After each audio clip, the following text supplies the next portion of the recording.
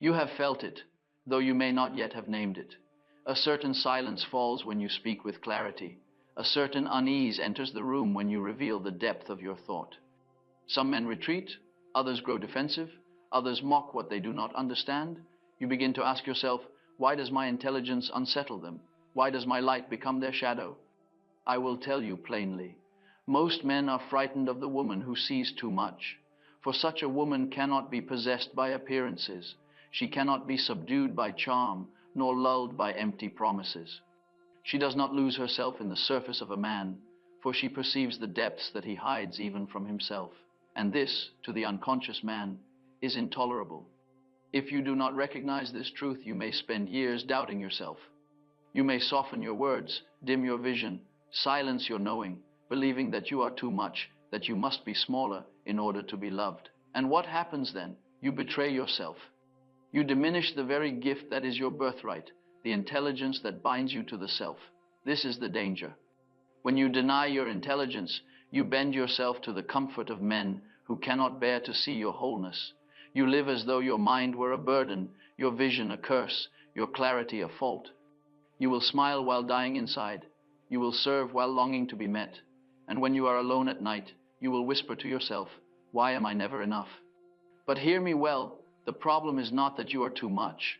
The problem is that most men are too little conscious, too little integrated, too little willing to confront their own shadow. They mistake your intelligence for criticism because it reflects their inadequacy. They confuse your insight with attack because it pierces their illusions. They fear your strength because it unmasks their weakness. I have seen this countless times. A woman of intelligence speaks her truth, and the man beside her shrinks, lashes out, or abandons her. Not because she is wrong, but because she is right. Not because she is cruel, but because her clarity is merciless to the masks he wears. Such men do not want a partner, they want a mirror that flatters their ego. And when you refuse to be that mirror, they call you frightening, difficult, dangerous. If you do not awaken, you will take their judgment into yourself. You will say, perhaps I am too harsh. Perhaps I should smile more, laugh more, agree more. You will begin to mutilate your own intelligence for the sake of being chosen. And slowly, without noticing, you will become invisible to yourself. This is the slow death of the soul, to live as though your mind were an enemy, to trade your wholeness for the approval of the unconscious. But if you listen, if you stay with me now, I will show you the truth. Your intelligence is not your curse, it is your protection. It is the very flame that reveals the men who are afraid and the men who are worthy. With it, you will learn to recognize the difference. With it, you will walk away from the weak without hesitation. With it, you will stand beside the strong without fear. Imagine this. You meet a man who flatters you, who praises your beauty, but grows restless when you share your insight. In the past, you would have softened, played small, dimmed your light to keep him close. But now, you smile, you watch, you see. You recognize his fear, not as your flaw, but as his limitation. And without anger, without regret, you let him go. He cannot ruin your life, for your intelligence has already unmasked him. Or imagine this. You are in a circle of friends, and you speak with clarity about what others avoid. Some shift uncomfortably, but your closest friends look at you with admiration. Later they tell you, you always see what others miss. You always say what others are afraid to say. And you realize your intelligence is not isolating you. It is attracting those who respect you. And further still, imagine you meet the man who does not fear your intelligence, but reveres it. He listens without defense. He does not shrink from your clarity, but welcomes it as a mirror of his own. He does not flee your depth, but joins you in it. And your friends, your family, the world around you, all see the difference. They say, this is the man for you. He does not bind you, he expands you. And you know in your heart that you have chosen wisely, not because you dimmed yourself, but because you honored yourself. This is what you will learn if you stay with me. You will learn the signs of men who fear intelligence, how they flinch when you speak truth, how they withdraw when you pierce illusion, how they disguise their fear with anger, sarcasm, or silence. You will learn how to see these patterns not as judgments of your worth, but as revelations of theirs. And once you see, you will never again confuse their fear with your fault. But you will learn more than defense.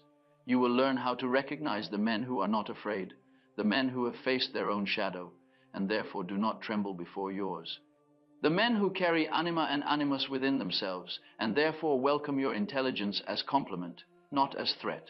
With these men, you can walk in freedom, speak in clarity, live in wholeness. I tell you again, if you drift through this message, if you listen casually, you will remain bound to the old pattern. You will meet another man who mocks your intelligence, another who dismisses your insight, another who grows cold when you shine too brightly. And you will waste another year, another decade, explaining yourself to those who cannot hear you. But if you listen carefully, if you let these words reach you, you will never again be fooled. You will see clearly that most men fear not you, but the mirror you hold before them. You will no longer feel shame for being intelligent, nor guilt for being clear. Instead, you will feel gratitude. For the men who leave you quickly are saving you years of ruin. And the man who remains, he is the one who can walk beside you into the depths of life.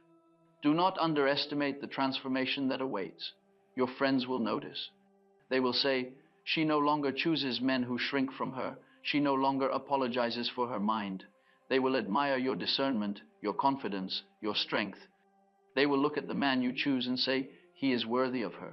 And you yourself will feel the difference. You will feel at last that you are no longer bending yourself into the shape of someone else's fear, but standing in the form of your own self. So I say to you, your intelligence is not a burden, it is your compass. It is the very power that will unchain your soul from men who cannot bear the truth. And though they may fear you, though they may call you frightening, you must remember, what they fear is not you, but the mirror you hold to their unconscious. Stay with me. Listen with the intent to see. For by the end of this message, you will know exactly why intelligent women scare most men, and you will know how to turn that fear into your freedom. There is a peculiar unease that enters the psyche of a man when he stands before a woman who truly sees. Her gaze, though calm, penetrates. It does not flatter, it does not beg, it perceives. And that perception, if he is unprepared, cuts more deeply than any weapon. For to be seen is to be rendered transparent, and the ego, which depends on concealment, trembles before transparency.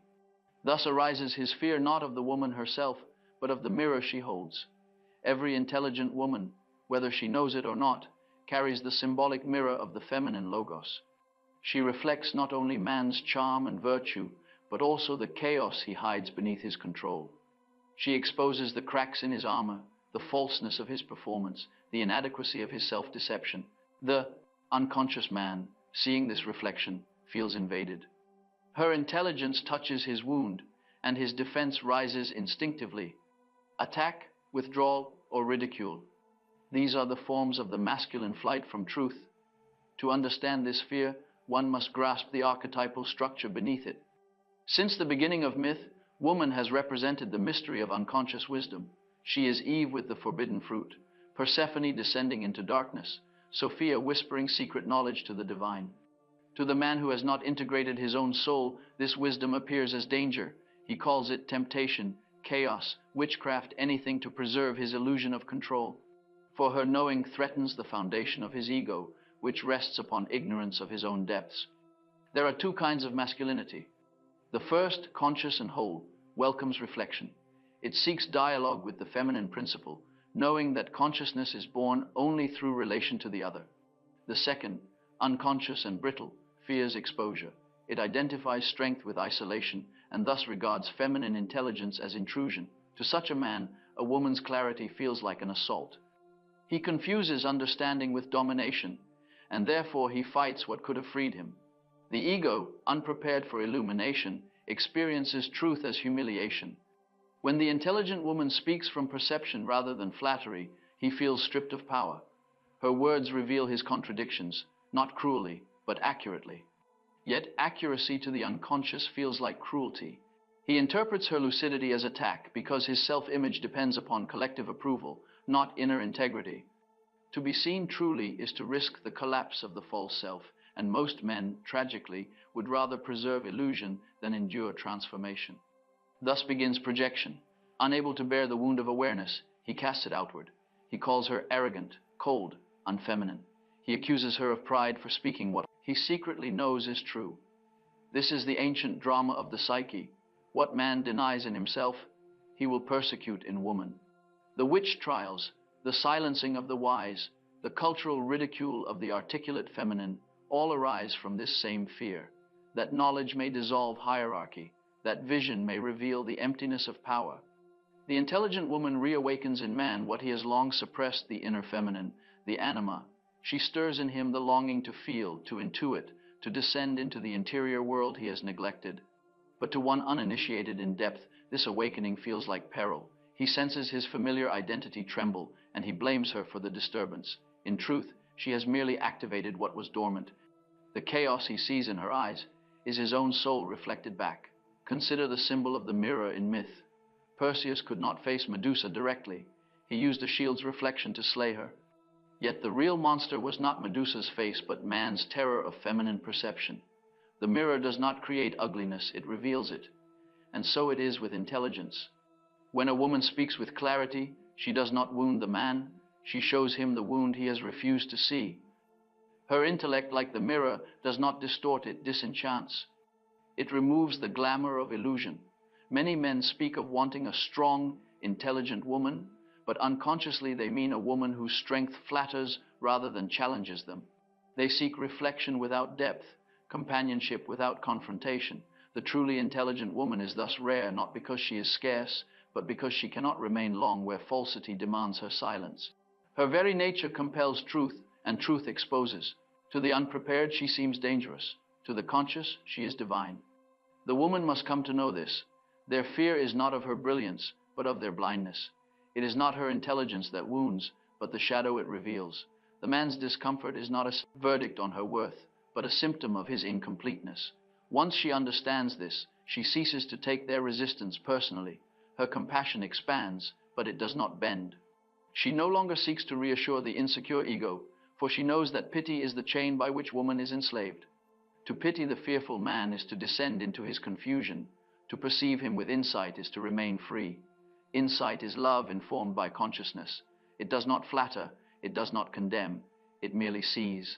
The intelligent woman's task is not to soften her light for those who cannot bear it, but to learn to hold it steadily, to shine without aggression, to illuminate without apology. Her clarity is her gift to the world. Her compassion ensures that it does not become cruelty. When she speaks from this inner alignment, even the unconscious man senses something beyond intellect, a quiet authority born of the self. He may still flee, but he will never forget the encounter.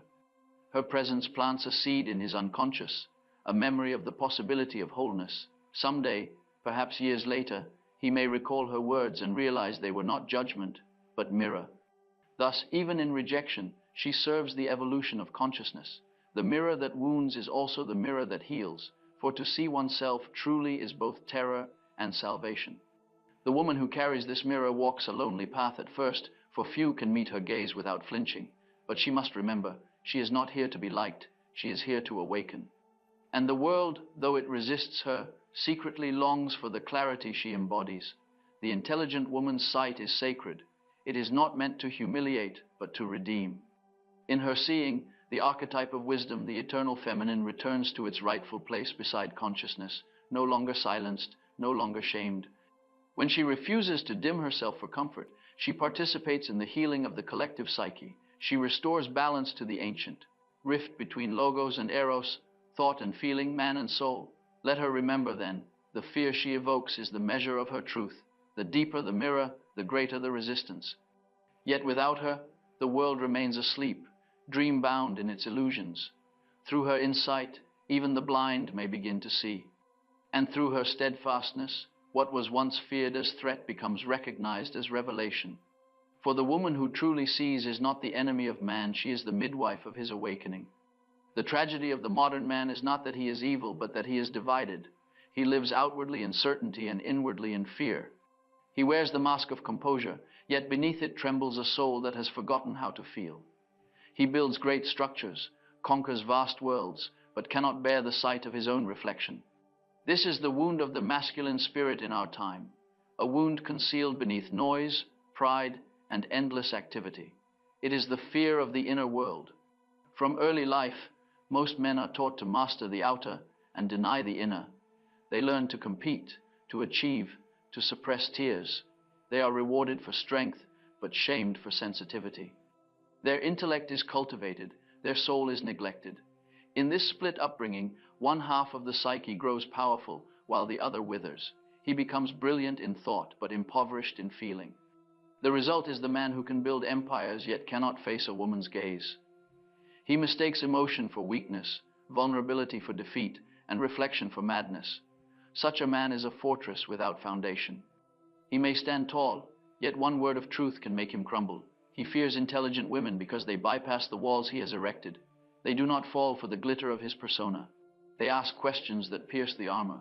They speak to his unlived soul, and he panics, sensing an invasion. Her intelligence threatens his entire edifice of control, for it exposes the emptiness upon which his authority rests. And so he flees, defends, or attacks, not realizing that she has only touched the wound he has long concealed. The wounded masculine is not inherently cruel. He is frightened. His ego depends on an illusion of dominance, and any encounter with a self-possessed woman shakes that illusion. Deep within, he feels inferior not to her intellect alone, but to the totality she represents. For in her lies what he has denied in himself, the capacity to feel, to intuit, to surrender to mystery. Her presence calls forth his buried anima, the feminine aspect of his psyche that he has exiled. Her insight awakens in him a remembrance of depth, and with it, a terror of dissolution. He projects this fear outward, labeling her the destroyer. "You are too much," he says. "You think too deeply. You make things complicated." But these accusations are confessions in disguise. What he truly means is, "You remind me of what I have lost. You summon the parts of me I have banished." His flight is not from her mind, but from his own unconscious. In fearing her, he is fleeing himself. The archetype of the fallen hero illustrates this condition. Once noble in purpose, he becomes seduced by his own power. His sword, once used for truth, becomes a weapon of vanity. He conquers outer worlds while losing contact with his inner kingdom. The more he triumphs externally, the more hollow he becomes. When such a man meets an intelligent woman, he feels her as judgment incarnate. Her clarity exposes his spiritual exhaustion. Her insight reminds him of the quest he abandoned, the quest for self-knowledge. Culture deepens this rift. Society exalts the man of reason and mocks the man of soul. It rewards those who speak loudly, not those who listen deeply. The result is a generation of men who excel at management but fail at meaning. They chase success to avoid silence, for in silence the wound would speak. Thus, when they meet a woman whose intelligence is grounded in inner knowing, they cannot endure her. She embodies what they lack, the integration of thought and feeling, intellect and intuition. Her balance reveals their imbalance, and rather than learn from her, they resist. Sarcasm becomes their shield, withdrawal becomes their weapon.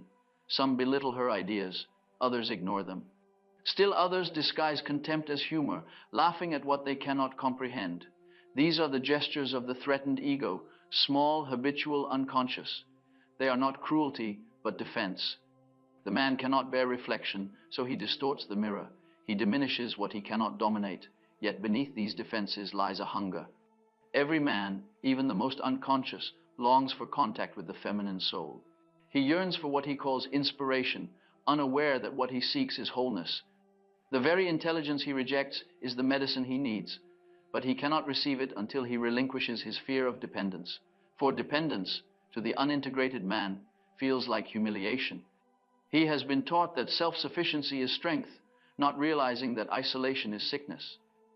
The feminine wisdom he despises is his only path to healing. This conflict between desire and fear manifests as ambivalence. He is drawn to the intelligent woman even as he resents her. He admires her mind but feels diminished by it. He courts her insight but punishes her for expressing it. His affection becomes a battlefield. His love, an oscillation between idealization and rejection. He wants her to be both muse and mirror, comfort and challenge, but he cannot tolerate the latter, so he slowly breaks what he loves. In truth, he does not fear her intelligence alone. He fears what it will awaken in him. For every encounter with a conscious woman stirs the slumbering feminine within man. This is the anima's call, the whisper of soul demanding recognition. To heed it requires descent into the unconscious, confrontation with shadow, relinquishment of control. Most men, still bound to their cultural conditioning, are unprepared for such initiation. They prefer the comfort of a woman who flatters their illusions. They mistake submission for love, adoration for loyalty. In doing so, they remain boys in the realm of power, never kings in the realm of truth. The intelligent woman must see this clearly.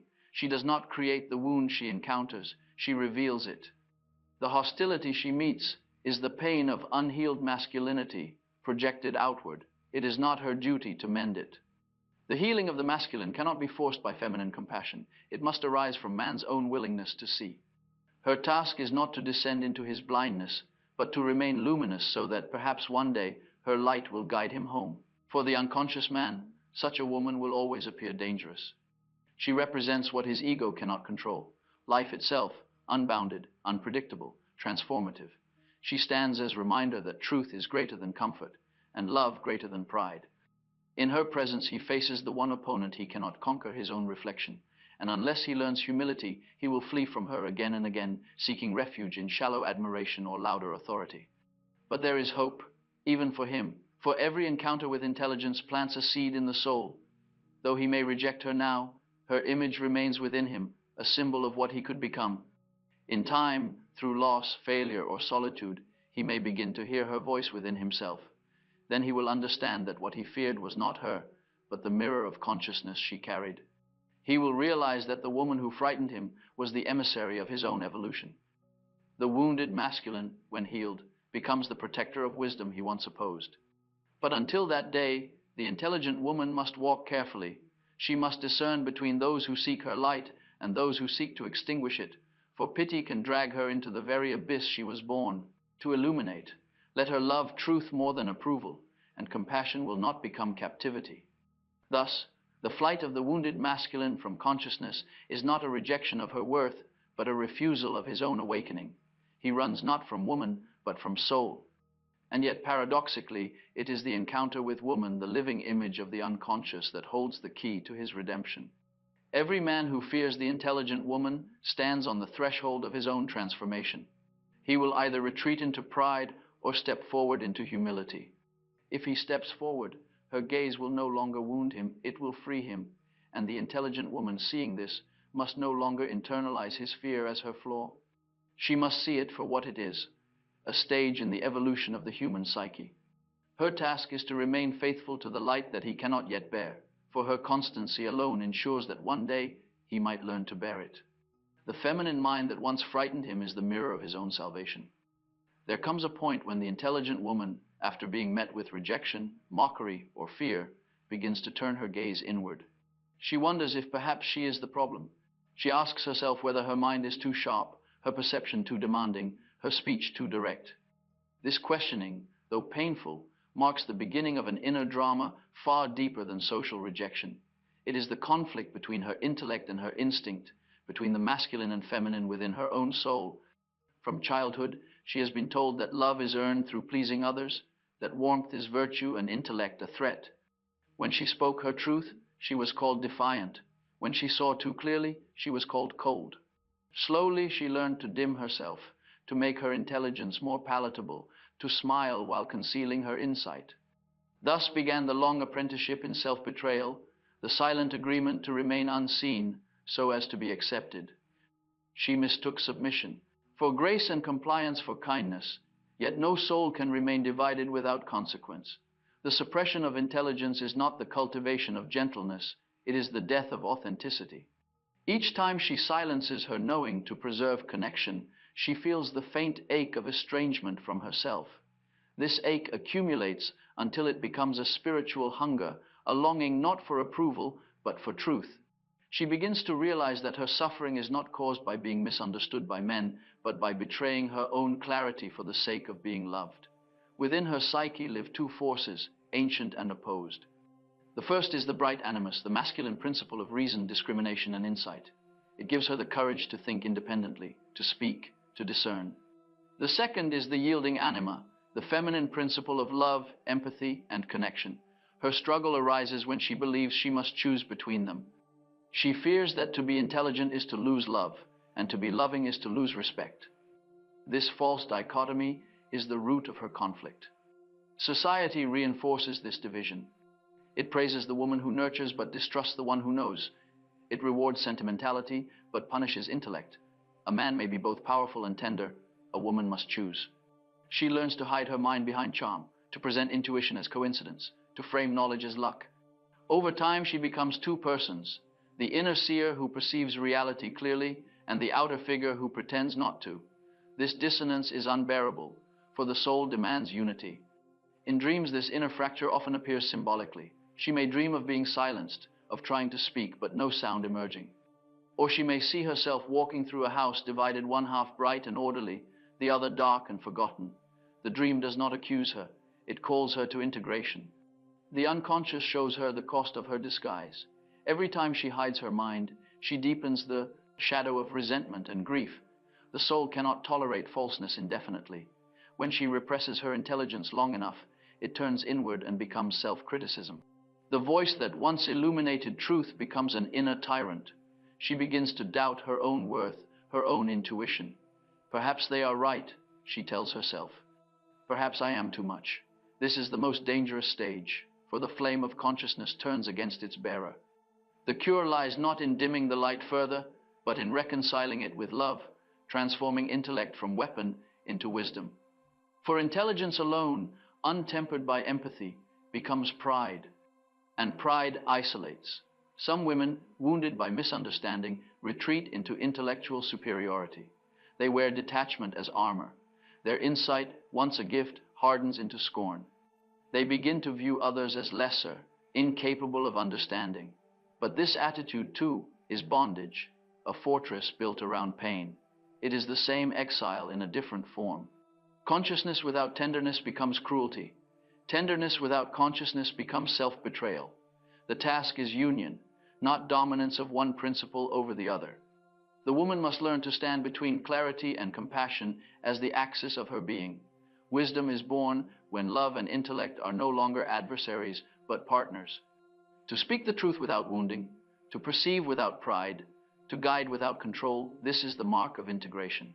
She discovers that her intelligence, when grounded in heart, no longer frightens others.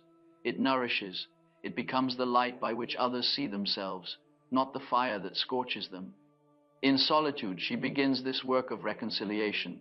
She withdraws not in bitterness, but in devotion to her own becoming. The silence she once feared becomes her sanctuary.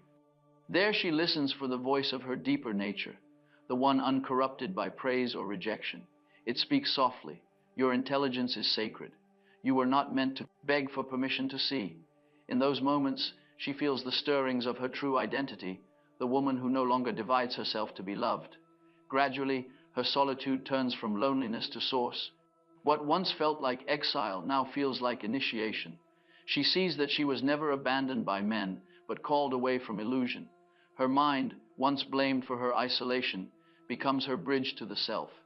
She realizes that her capacity to think, question, and discern is not rebellion but obedience to the divine order within her. The intellect, when surrendered to the soul, becomes an instrument of revelation. She begins to perceive her past differently. The rejection she suffered from men no longer appears as injustice, but as instruction. Each encounter taught her the limits of her own compromise. Each dismissal was a summons to authenticity. The pain that once humiliated her now refines her discernment.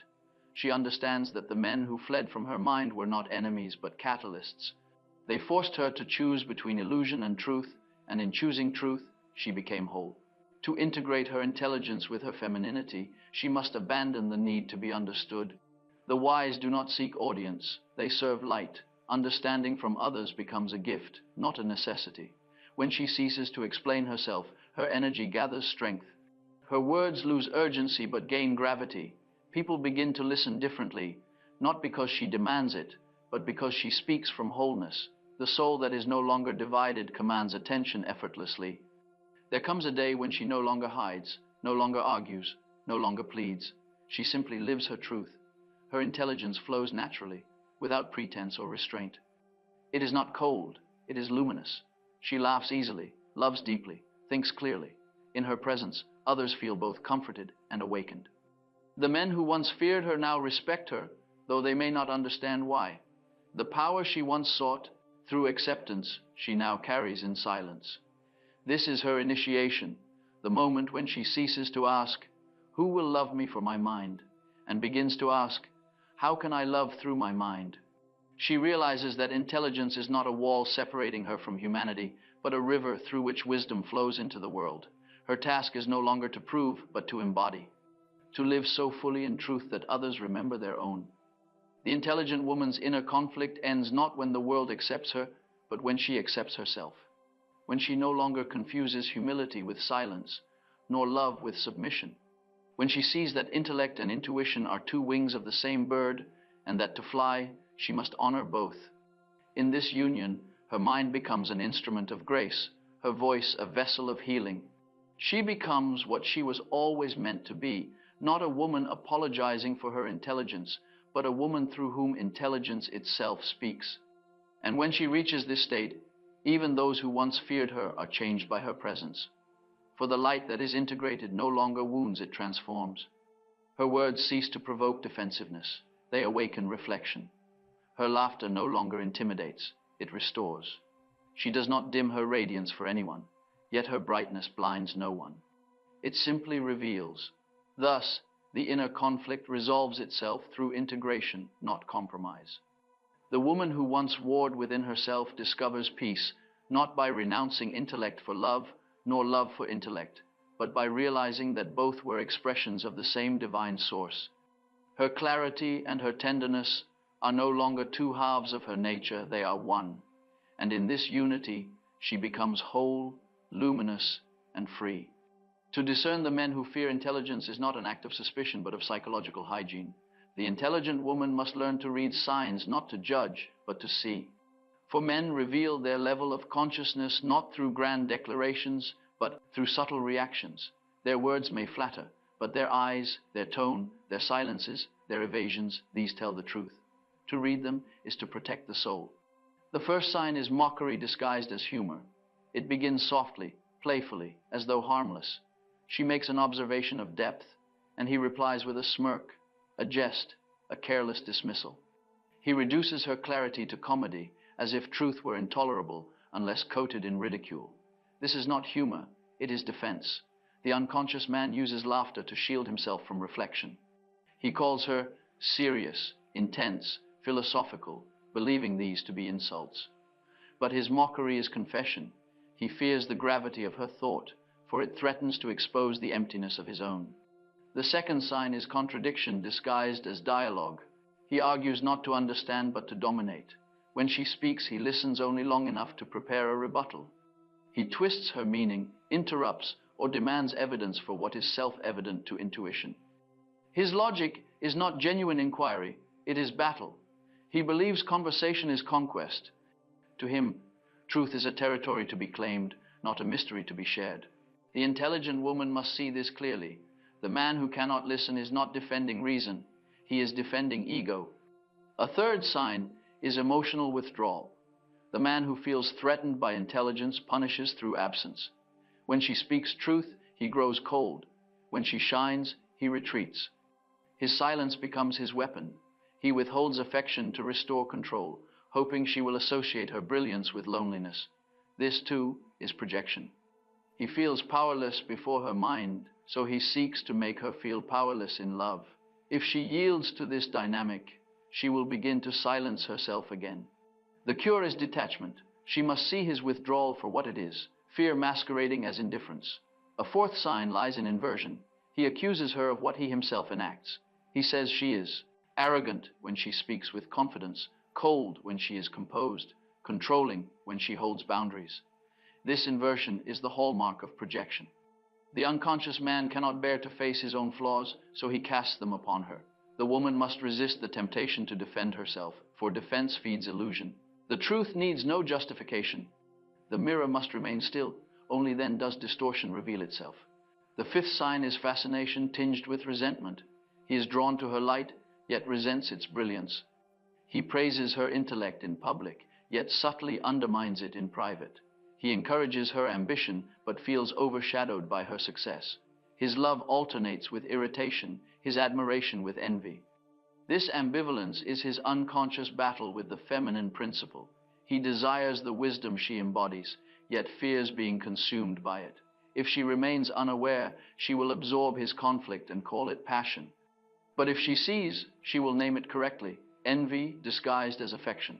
The sixth sign appears as incessant correction. He feels compelled to improve her thoughts, to explain her own insights back to her in simplified form. This impulse arises not from intellect but insecurity. The unconscious man mistakes control of detail for mastery of truth. He cannot tolerate the feminine mode of knowing, which perceives wholes rather than fragments. Her intuitive leaps bewilder him, and in his confusion he condescends. But the wise woman does not argue with such men.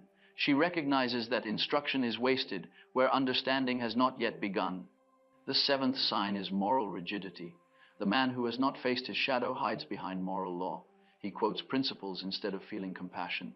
He clings to dogma to avoid self-examination.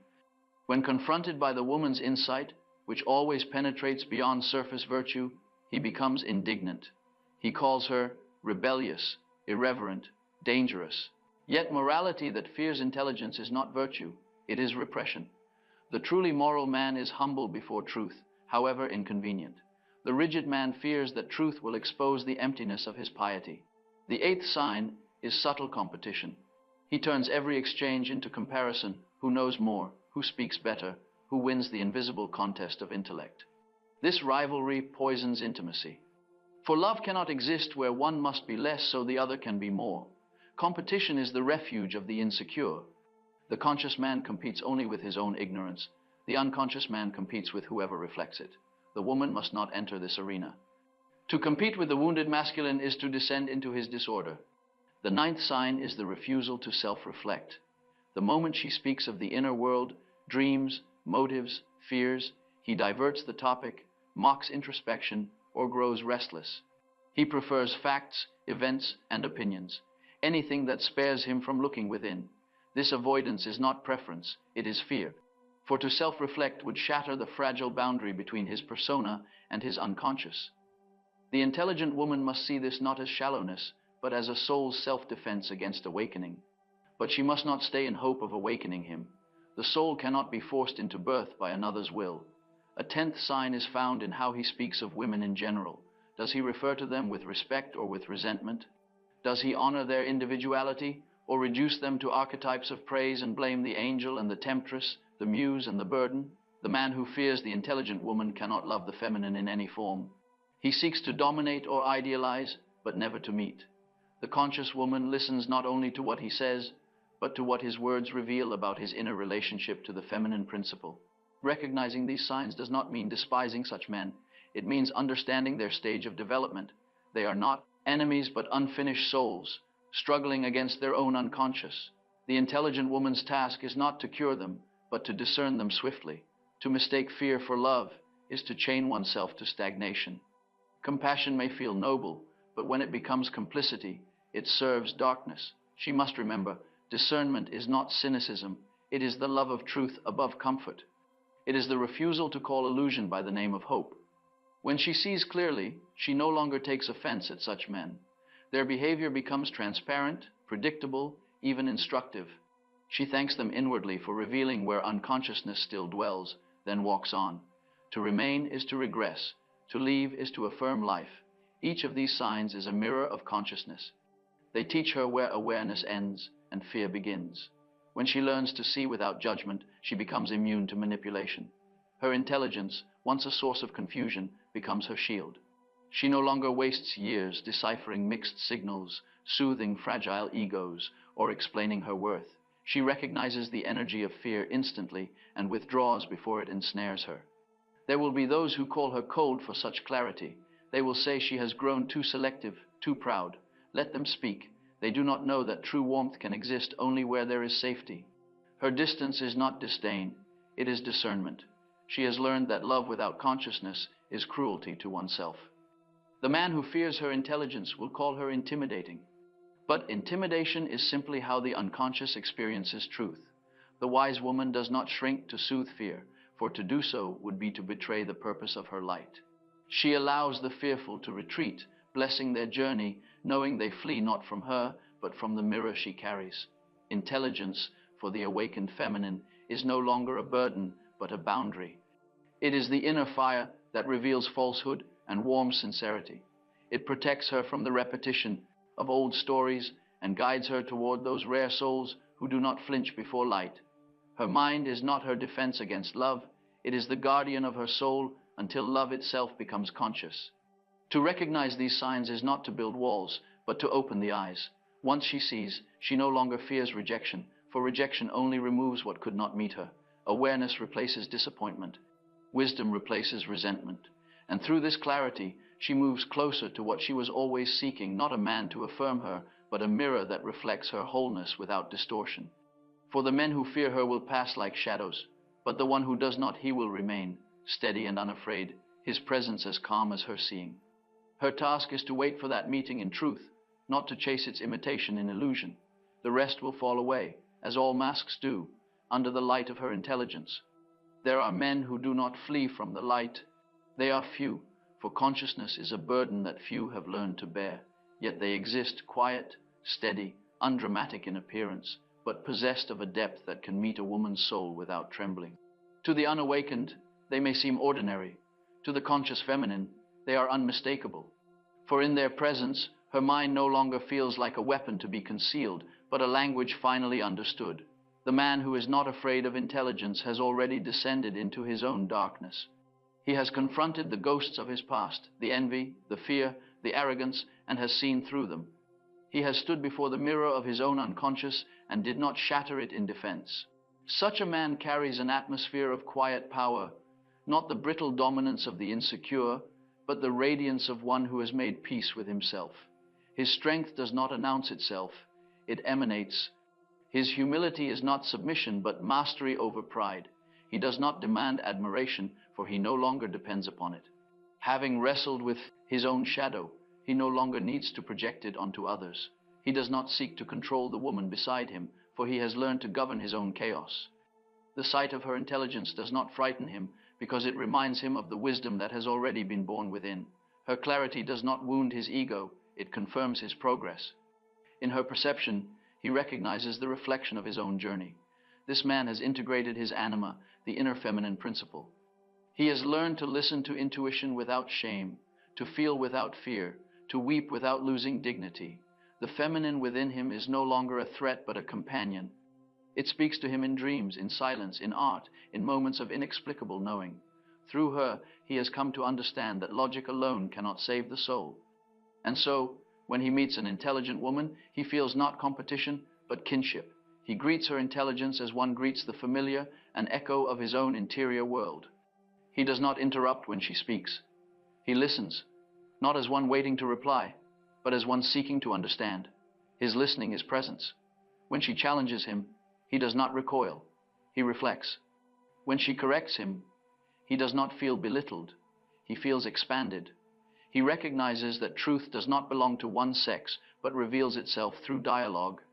He values her mind not as ornament, but as instrument of revelation. Together they uncover layers of meaning inaccessible to either alone. Between such man and woman, conversation becomes creation. Their words are not weapons, but offerings. Logos and eros, reason and love intertwine. They speak not to win, but to discover. The man who is not afraid does not measure himself against the woman's brilliance. He collaborates with it. Her insight refines his vision, and his steadiness anchors her flame. He offers structure to her inspiration, and she brings life to his structure. Their union becomes alchemical. Through dialogue, each is transformed. In his company, the intelligent woman feels her mind soften into grace. She no longer guards her words or disguises her intuition. She feels free to think aloud, to err, to explore, for she knows that her exploration will not be used against her. He does not punish her for being right, nor pity her for being misunderstood. He stands beside her as witness and equal, knowing that her light does not diminish his, it clarifies it. This is what love feels like when it is conscious, not intoxication, but expansion. The awakened man has learned that real strength lies not in domination, but in self-mastery. He does not compete with the feminine. He protects it not out of chivalry, but reverence. He understands that the feminine intelligence is not merely mental brilliance, but the wisdom of the soul itself. It perceives life in symbols, in dreams, in nuances beyond reason's reach. He does not mock what he cannot measure. He honors what he cannot fully understand. He is unafraid of silence. In silence, he feels no pressure to fill the void with words, for he knows that communion transcends speech. The woman beside him senses this peace and rests within it. Together they inhabit a space where understanding flows without explanation. He does not rush her emotions, nor fear their depth. He can hold contradiction without panic, mystery without needing immediate resolution. His consciousness is spacious enough to contain what life reveals. This man has made peace with failure. He does not defend perfection, for he knows it does not exist. Having faced his own limitations, he can admit ignorance without shame. When the woman's intelligence surpasses his own in some field, he admires rather than resents. He has learned that humility is not weakness, but the highest expression of strength. To kneel before truth, whether spoken by woman or man, is to participate in divinity. The man who is not afraid understands love as a process of individuation. He knows that relationship is not fusion but reflection. The woman beside him is not an extension of his ego but a mirror of his soul. He does not need her to agree, to admire, or to obey. He needs only her authenticity. In her difference, he finds his complement. Together they enact the sacred mystery of opposites reconciled, the marriage of consciousness and unconscious, masculine and feminine, mind and heart. Such a man may appear simple, yet his simplicity is the fruit of complexity integrated. He does not adorn himself with philosophy, though he understands life deeply. He does not preach, though his actions speak with quiet authority. His intelligence expresses itself not through argument, but through presence. To stand beside him is to feel equilibrium. He has achieved what most seek but seldom find, alignment with the self. The woman who meets such a man must meet him as equal. If she tests him to confirm his worth, she demeans herself. If she worships him, she betrays her own intelligence. The proper posture is reverence, balanced by discernment, respect for his consciousness without surrender of her own. In this balance, love ceases to be performance and becomes prayer. Their bond is not founded upon need, but upon recognition. They do not complete each other, they coexist as two flames burning from the same source. Each mirrors the other's divinity. Their relationship is not escape from solitude, but its flowering. Together they learn that companionship is not the merging of two halves, but the meeting of two wholes. The awakened man does not fear the woman's intelligence because he has transcended the competition of sexes. He no longer defines masculinity as dominance or femininity as submission. He has understood the symbolic nature of both, masculine as consciousness, feminine as life. He knows that both reside within every human soul. His task is not to rule woman, but to rule within himself the forces that once demanded control. In doing so, he becomes free, and his freedom frees those who love him. Such a man does not flatter the woman to win her affection. He does not say, "You are different from other women," for he does not divide the feminine into categories of praise and disdain. He sees woman as manifestation of the soul's depth. To him, every woman is a potential teacher, every conversation a mirror of the divine. This reverence does not diminish desire, it sanctifies it. His eros is not lust that devours, but passion that awakens.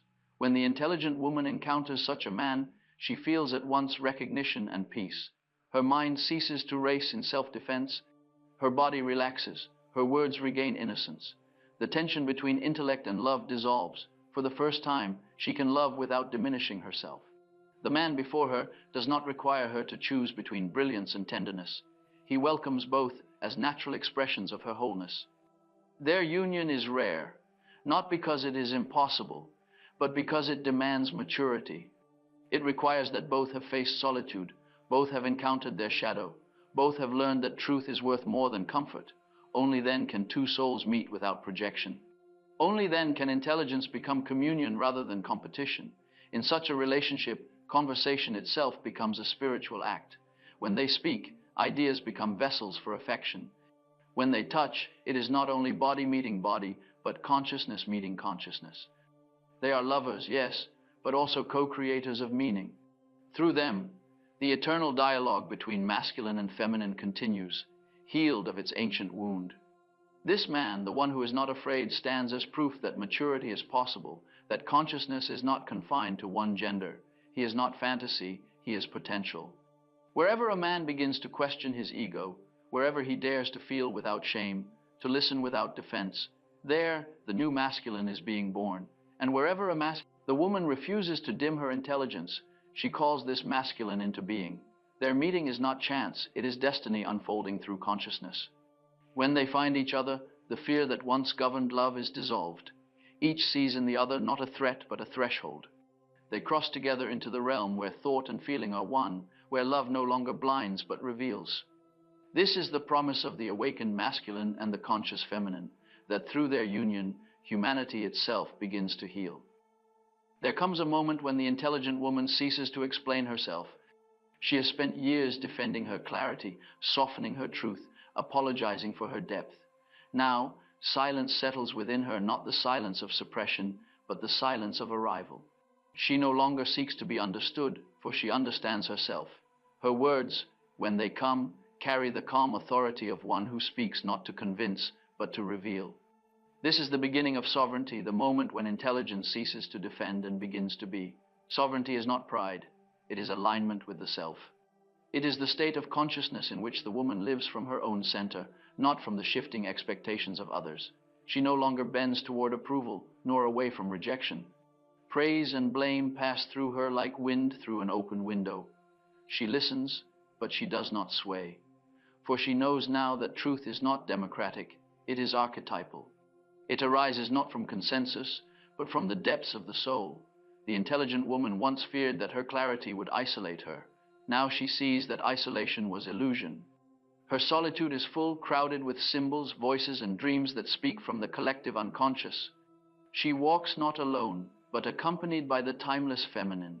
Sophia, Isis, Persephone, the Sibyls who have whispered wisdom through ages. In her silence, she feels their presence, the lineage of women who carried light through shadow. Her mind, once burdened by alienation, becomes the vessel of continuity. She no longer asks, how can I make them comfortable? Instead, she asks, what serves truth? Her intelligence is no longer reactive but creative. She does not use her insight to judge or to wound. She uses it to build, to heal, to awaken. Her words, once sharpened by defensiveness, now flow from compassion. They cut through illusion not as sword but as scalpel, removing the false so that the living may breathe. She has learned that intelligence without love is barren, and love without intelligence is blind. Her wisdom unites both. The disappearance of guilt marks her maturity. Guilt is the echo of obedience to false gods. For years she carried it like a chain, the guilt of being too direct, too independent, too aware. Now she sees it for what it was, the residue of conditioning, the voice of centuries whispering that a woman must choose between mind and belonging. She has exorcised that voice through consciousness. She no longer apologizes for perception. She does not wait for permission to speak, to know, to act. Her authority arises from within. Her presence itself becomes her teaching. Where once she argued, she now embodies. She does not instruct through doctrine, but through atmosphere. Others feel in her composure the possibility of their own wholeness. Her calm is contagious. Even those who fear her intelligence find themselves softened in her company, for her light no longer blinds, it warms. The woman who has integrated her intellect with her soul heals not by words alone, but by being. This is the feminine logos, speech that heals because it arises from wholeness. It is the restoration of language from tool of control to vessel of truth. When she speaks now, her words resonate with something ancient and eternal. They do not persuade, they reveal. They awaken remembrance in those who hear them, the memory of balance, of dignity, of the soul's order.